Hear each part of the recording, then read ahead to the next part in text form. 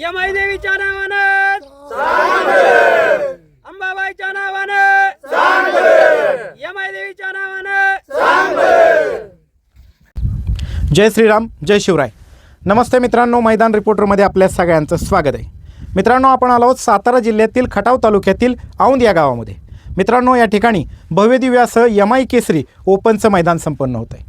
श्री यमाई देवी यात्रा उत्सवानिमित्त दरवर्षी हे जुनं पारंपरिक मैदान संपन्न होत असतं. या मैदानाचं आयोजन नियोजन कसं आहे, या मैदानाचं बक्षीचं स्वरूप कसं आहे आणि हे मैदान कशा पद्धतीनं पार पडणार आहे, हे सगळं आपण या मुलाखतीच्या माध्यमातून आयोजकांकडनं जाणून घेणार आहोत. चला तर मग.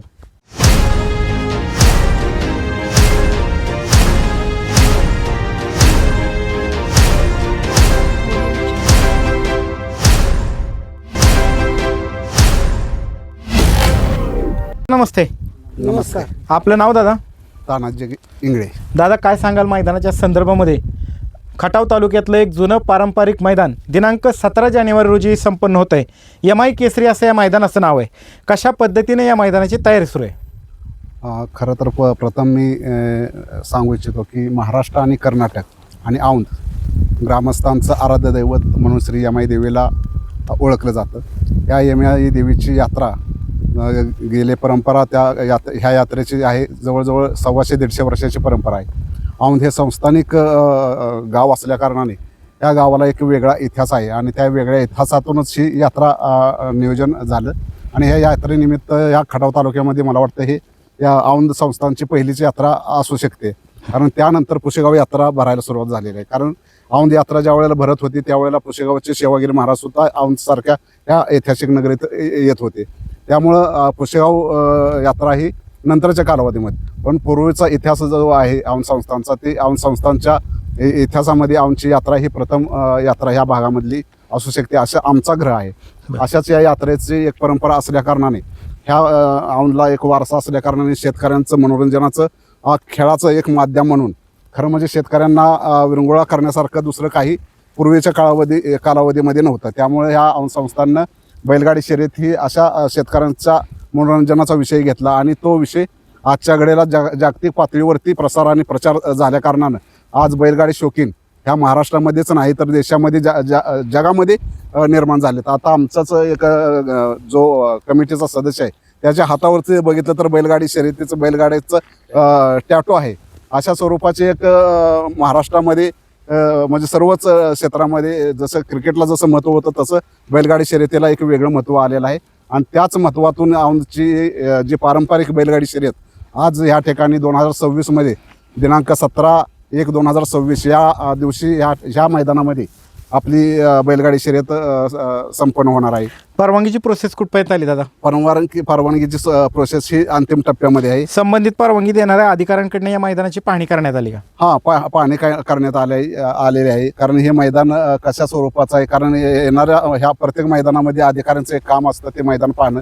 त्या ठिकाणी कुठल्याही प्रकारची बैलांना इजा होऊ नये आजूबाजूचा परिसर बघितला जातो. ओढं वगळी विहिरी बघितल्या जातात आणि त्यातून बैलाला कोणत्याही प्रकारची इजा होऊ नये याची दक्षता अधिकारी घेतात. आणि अधिकाऱ्यांबरोबर यात्रा कमिटीनं सुद्धा घ्यायची असते आणि ते लक्षात घेऊन आम्ही ह्या ठिकाणी हे मोकळ्या माळामध्ये हे मैदान आम्ही या ठिकाणी घेतलेलं आहे. मैदानाचं ठिकाण काय? ह्यावेळेस लोकेशन चेंज करण्यात आले. कुठं मैदान होणार आहे? हे मैदान औंध हद्दीमधलंच आहे, जे ह्या शिवाराला मोदींची बेंद असं ओळखलं जातं. खरशिंग आणि औंध ह्या शिववरती हे मैदान आहे. नवट वस्ती रानवारा धाबा ह्या ठिकाणी ह्या मैदानावरती येण्यासाठी एक रस्ता आहे. खरशिंगच्या बाजूनं एक येण्यासाठी या मैदानामध्ये रस्ता आहे आणि गोपूरच्या बाजूनं जो पाण्याची टाकी आहे या गोसावीची वाडी शिववरती त्या ठिकाणाहून ह्या ठिकाणी या मैदानात येण्यासाठी एक रस्ता आहे. महाराष्ट्रातील बैलगाडी चालक मालकांना या मैदानामध्ये सहभागी होण्याच्या संदर्भामध्ये तुम्ही काय आव्हान करताल? महाराष्ट्रातील सर्वच गाडी मालक चालक यांना एक नम्रतेची विनंती आहे.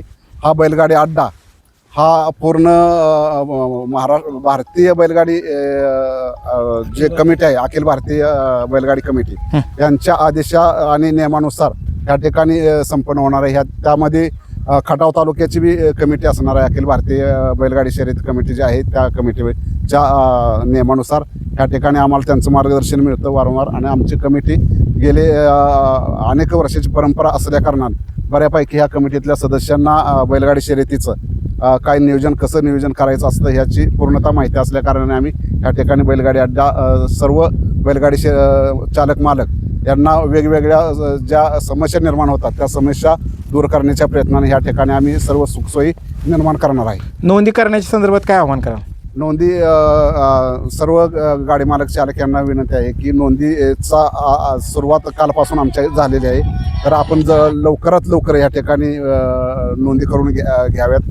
कारण नोंदी 16 तारखेपर्यंत आम्ही 16 तारखेच्या 6 वाजेपर्यंत आम्ही नोंदी घेणार आहेत. 16च्या 6 नंतर 7 वाजल्यापासून पुढं आम्ही बैलगाडी लॉट पाडून या ठिकाणी ऑनलाईनमध्ये जाहीर करणार आहे. चालतंय, धन्यवाद दादा. दादा नमस्ते. नमस्ते. आपला परिचय द्या दादा.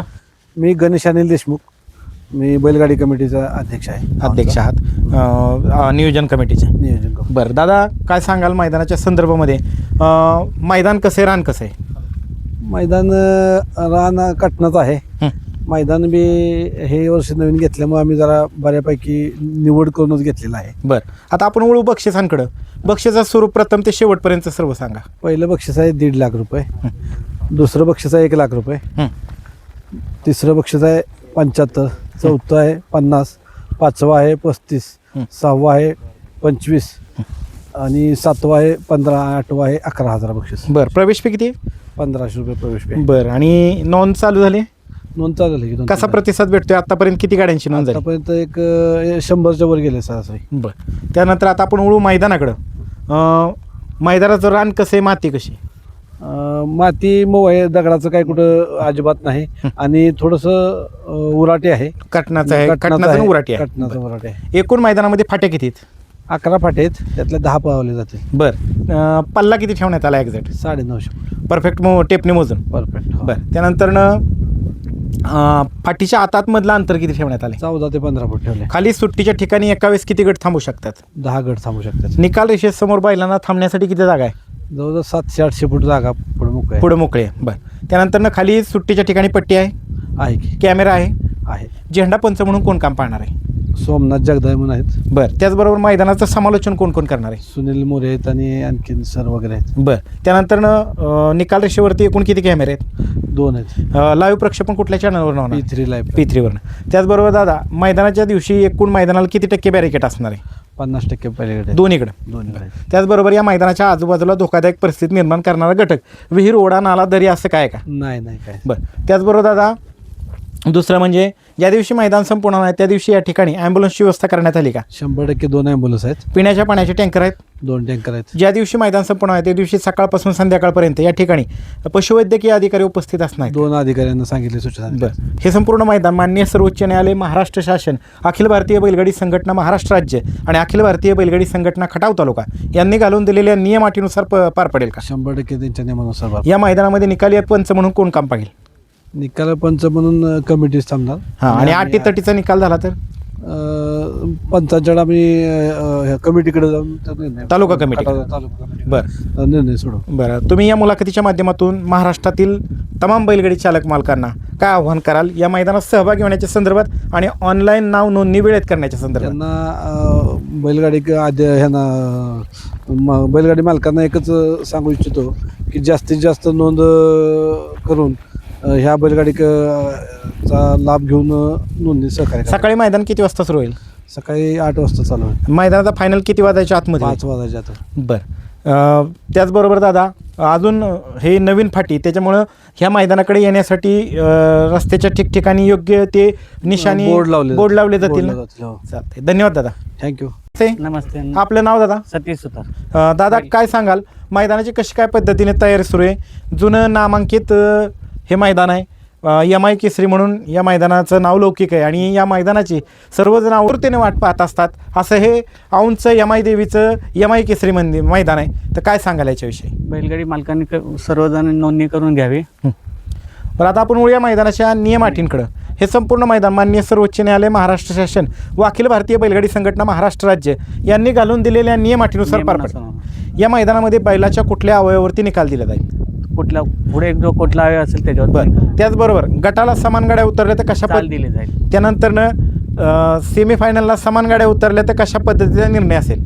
दोन्ही मालकामध्ये चिठ्ठी नाही तर संगमत झालं, संगनमत नाही झालं तर चिठ्ठी टाकायची. बरं. त्याचनंतर गटाला किंवा सेमीफायनलला विजेत्या गाडीवरील चालकाने बैलाच्या शिफ्टीचा चावा घेतला तर ती गाडी बाद केली जाईल. ती गाडी बाद केली जाईल, ड्रायव्हरला त्या दिवशी पूर्ण दिवस बॅन केलं जाईल. बरं. त्याचबरोबर दादा अशाच प्रकारचं कृत्य जर फायनलला करण्यात आलं तर त्या गाडीला रोख रक्कम बक्षीस मिळेल का? ती बिलकुल. गाडी फायनल निकालाची मानकरी ठरेल का? नाही नाही बाद केली जाईल ती गाडी. त्यानंतर लॉबी टचचा निर्णय कसा असेल? लॉबी टचला निकाल असेल गाडीचं चाक नाही तर बैलाचा पाय दुसऱ्या लॉबी ट्रॅकमध्ये गेला तर गाडी fall. मित्रांनो, ज्या पद्धतीने अखिल भारतीय बैलगाडी संघटनेचा नियम आहे लॉबी टचच्या संदर्भामधला, त्यामध्ये लॉबी टचला निकाल आहे. मात्र लॉबीच्या बाहेर बैलाचा एक पाय अथवा छकडीचं एक चाक गेलं तर ती गाडी बाद केली जाईल. बरोबर दादा? बरोबर. त्याचबरोबर खाली सुट्टीच्या ठिकाणी पट्टी आहे. पट्टी आहे. बरं. त्याचबरोबर डबल बैल पळाला तर ऑब्जेक्शन घेण्यासाठी किती कालावधी असेल? पूर्ण दिवस.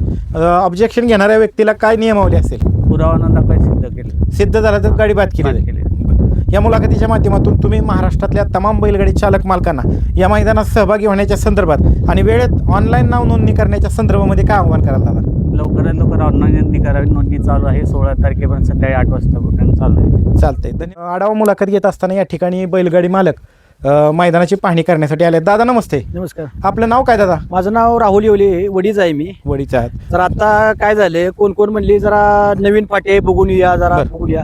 पण फाटी इतकी सुंदर आहे बरं. की छान फाटी, कटनाची फाटी आणि पुढे थांबावी जागा भरपूर आहे. 800 ते 900 फूट आहे. हं. खाली जर तुम्ही गेला ना तर खाली जागा गाड्या उभ्या करायला भरपूर जागा आहे आणि सुंदर अशी फाटी. म्हणजे काय माणसं कोण म्हणणार नवी फाटी आहे काय आहे, पण सुंदर अशी फाटी आहे. मग तुम्ही स्वतः प्रत्यक्षात हो, पाहणी स्वतः. करून शंका दूर केली. हो, शंका दूर. काय आव्हान करताल बैलगाडी चालक मालकांना? तुम्ही पण एक बैलगाडी मालक आहे. सर्वांना विनंती करतो की ह्या म्हणजे यात्रा आहे, यात्रा कमिटा मोठं मैदान असतं, दरवर्षी मोठं असतं. आम्ही दरवर्षी या मैदानाला येतो. सर्वांनी कसं इथं मैदानाला यावं अशी माझी तर विनंती आहे. चालते. एक वडीच्या तर्फे अशी माझी विनंती आहे की सर्वांनी इथं यावं. चालतंय. धन्यवाद दादा. धन्यवाद. मित्रांनो, आपल्या समवेत औंध गावचे माजी सरपंच दीपक भाऊ नलवडे. सरपंच नमस्ते. नमस्ते. काय सांगाल? औंध गावाला बैलगाडी शर्यतीची फार जुनी परंपरा आहे आणि खूप मोठा इतिहास आहे बैलगाडी शर्यतीचा. त्याचबरोबर यमाई देवीच्या यात्रा उत्सवानिमित्त हे मैदान आयोजित केलं जातं. यावर्षी कशा पद्धतीनं तुम्ही सर्व ग्रामस्थांनी तयारी केली?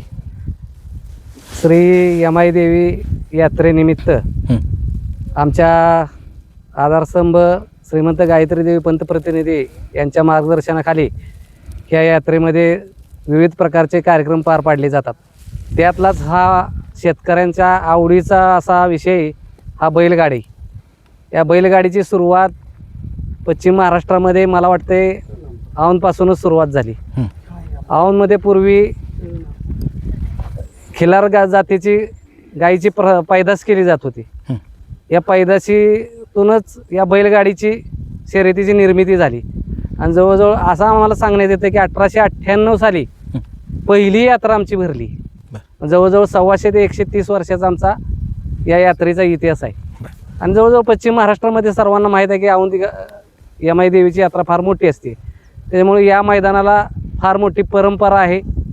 या माझी एकच विनंती आहे सर्व बैलगाडी मालक चालक यांना की आपण सर्वांनी या बैलगाडी शर्यतीचा लाभ घ्यावा आणि कुठल्याही अफवावर विश्वास ठेवू नका. कारण अफवा उठवणारे ते थोडंसं प्रत्येक गावामध्ये एक दोघं असतात, त्यांना ते पटत नाही. तर त्या अफवावरती विश्वास न ठेवता ज्याला शंका वाटते त्यांना आता हे लाईव्ह सगळं बघायला मिळेलच. आणि तसे आणखी काही शंका वाटत असेल तर आपण स्वतः यावं, तुमचा येण्या जाण्याचा खर्चसुद्धा आम्ही देऊ. शिवाय लांबून बैलगाडी मालक चालक जर येणार असतील त्यांना इथं राहण्याची, जेवणाची, खाण्याची सर्व काही सोय केली जाईल. तसेच जनावरांना चाऱ्याचीही सोय केली जाईल. त्याचबरोबर त्यांनी इथं आदल्या दिवशी जर मुक्कामाला आले तर ज्या पद्धतीने तुमच्या बॅनरवर नंबर आहेत त्यांच्याशी संपर्क साधून हो कोणाशीही संपर्क साधा. बॅनरवर नंबर आहेत किंवा गावातल्या कोणालाही जरी विचारलं तरी आमचे सर्वांना माहीत आहे. बैलगाडीची आम्ही सर्व कमिटी सर्वांना माहीत आहे.